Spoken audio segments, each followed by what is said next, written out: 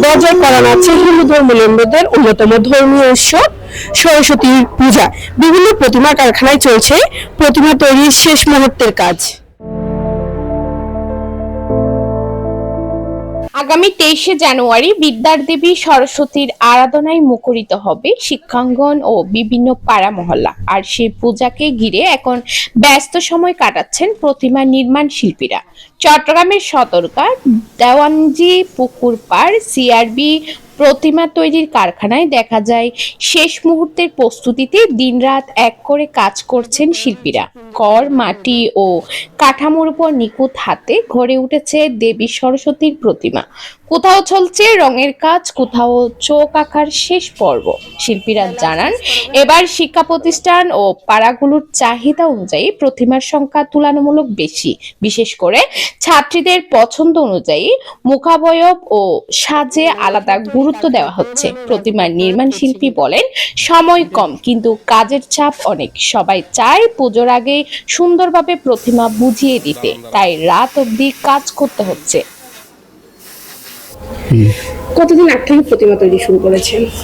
প্রায় 2 মাস। আচ্ছা, এবার প্রতিমার চাহিদাটা কেমন? চাহিদা ভালো। কোনটা চাহিদাটা বেশি সবচাইতে? না, আমার এখানে চাহিদাটা সবচেয়ে ছোট প্রতিমা চাহিদাটা বেশি। ছোট প্রতিমা। ছোট প্রতিমা ক্রেতাদের এবারের বিক্রয় কি আপনাদের যে কষ্ট হচ্ছে সেই কষ্টটা কি মনে হচ্ছে কোনোভাবে উঠে আসবে? না, তুলতে হবে এটা, নাহলে তো আমরা বাঁচবো কি করে। প্রতিবার তুলনায় এবার কেমন? প্রতিবার তুলনায় ভালো।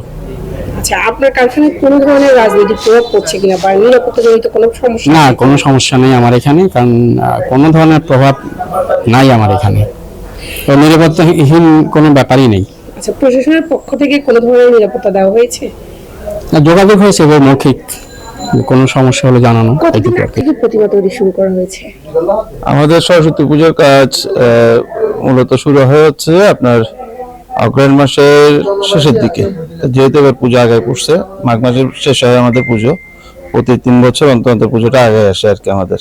তো এবার মাঘ মাসের প্রথম দিকে চলে আসছে, তো সেই হিসেবে আমরা অগ্রহায়ণ মাসের মাঝামাঝি থেকে শুরু করছি আর কি। এবার চাহিদা কেমন ক্রেতাদের?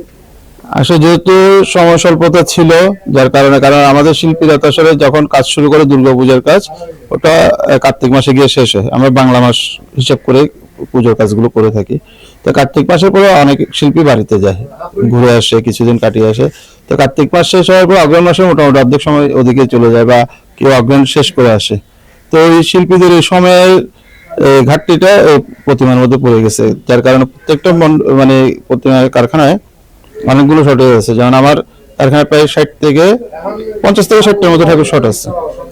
এবার প্রতিমা ছোট সাইজ নাকি মাঝারি না বড়, কোনটা চাহিদাটা বেশি?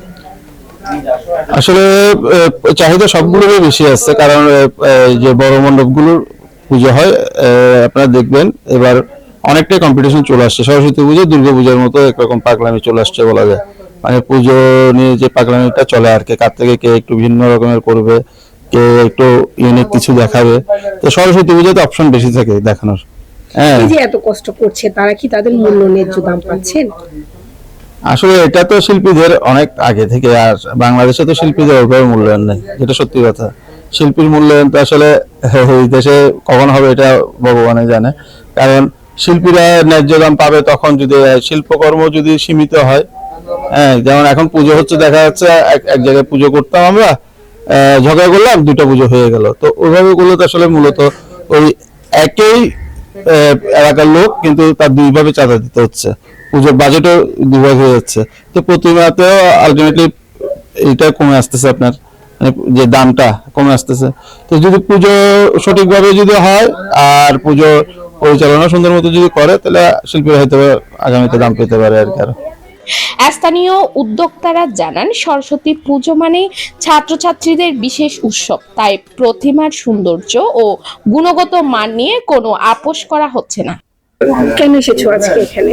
আজকে এখানে মূলত আসা হচ্ছে যে কয়েকদিন পর যে পূজা, এই যে প্রতিমা দেখবো, তারপর হচ্ছে বাসায় প্রতিমা নিয়ে যাবো, মানে অনেক এক্সাইটেড লাগছে। তারপর হচ্ছে যে এই যে 1 বছর একটা অপেক্ষা পূজার, আজকে প্রতিমা নিয়ে যাবো, মানে খুব ভালো লাগছে। প্রতিমা নেওয়ার পর তোমার কেমন অনুভূতি হচ্ছে? প্রতিমা নেওয়ার পর তো অনুভূতিটা মানে মানে অকল্পনীয়, মানে অসাধারণ একটা মুহূর্ত হয়। তারপর এত যে অপেক্ষার পর একটা মানে সন্তুষ্টি হয় মানুষের, এটাই আজকে পূরণ হবে।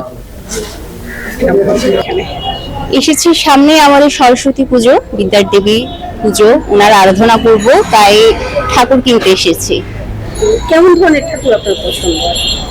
যেহেতু আমরা বাসা বাড়িতে থাকি, বড় স্পেস তো নেই, তো ছোটখাটো ঠাকুরই আমাদের জন্য ভালো হয়। এগুলো তো পছন্দ হয়েছে, অনেক ধরনের আছে, ছোট, মাঝারি, বড়, যার যা সাধ্য বা স্পেস অনুযায়ী আছে, অনেকগুলো আছে, ওখান থেকে একটা নিয়ে নিব। সবকিছু ঠিক থাকলে নির্ধারিত সময়ের মধ্যে প্রতিমাগুলো বিভিন্ন পূজা মণ্ডপ ও শিক্ষা প্রতিষ্ঠানে পৌঁছে দেওয়া হবে। সব মিলিয়ে বিদ্যার দেবীর আরাধনাকে ঘিরে প্রতিমার নির্মাণস্থল ও এখন কর্মচাঞ্চল্যে ভরপুর। আশা করা হচ্ছে এবারের সরস্বতী পূজা শান্তি, শিক্ষা ও শুভ বুদ্ধির বার্তা ছড়িয়ে দেবে সমাজের সর্বস্তরে। মিটুদের তথ্যচিত্রে সঞ্জয় দত্তের সহযোগিতায় রাইসা হাসান, দৈনিক ইনফো বাংলা, চট্টগ্রাম।